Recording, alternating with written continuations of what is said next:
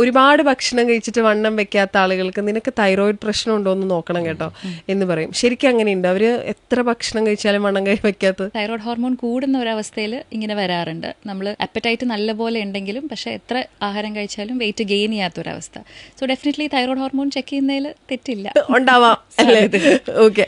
ഈ വെയിറ്റ് ഗെയിനും തൈറോയിഡും തമ്മിലുള്ള കണക്ഷൻ എന്താ? കാരണം ഇതിൽ കൂടിയാലും കുറഞ്ഞാലും വെയിറ്റിന് വ്യത്യാസം സംഭവിക്കുന്നുണ്ട്. അതിന്റെ റിലേഷൻ എന്താ? തൈറോയ്ഡ് ഹോർമോൺ നമ്മുടെ ശരീരത്തിൽ ഒരുപാട് ഫാക്ടേഴ്സിനെ കൺട്രോൾ ചെയ്യുന്ന ഒരു ഹോർമോണാണ്.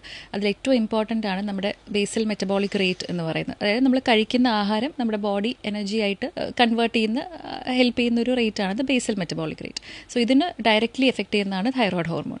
സോ ഹോർമോൺ കൂടുമ്പോൾ ഉള്ളൊരവസ്ഥയിൽ ഈ ബേസൽ മെറ്റബോളിക് റേറ്റ് അതുപോലെ തന്നെ കൂടും. അതായത് നമ്മൾ കഴിക്കുന്ന ആഹാരം കൂടുതലായിട്ട് എനർജി ആയിട്ട് കൺവേർട്ട് ചെയ്യും. അത് കാരണം നമുക്ക് വെയിറ്റ് ഗെയിൻ ചെയ്യാത്തൊരവസ്ഥയിലേക്ക് മെലിഞ്ഞു വരും. അതെ, സെയിം തിങ് ആണ് ഹോർമോൺ കുറഞ്ഞു വരുന്നുള്ളൊരവസ്ഥ. കുറഞ്ഞു വരുമ്പോൾ നമ്മുടെ ബേസൽ മെറ്റബോളിക് റേറ്റ് അതുപോലെ കുറയും. അത് കാരണം വെയിറ്റ് ഗെയിൻ ഉണ്ടാവാനുള്ള സാധ്യതയുണ്ട്.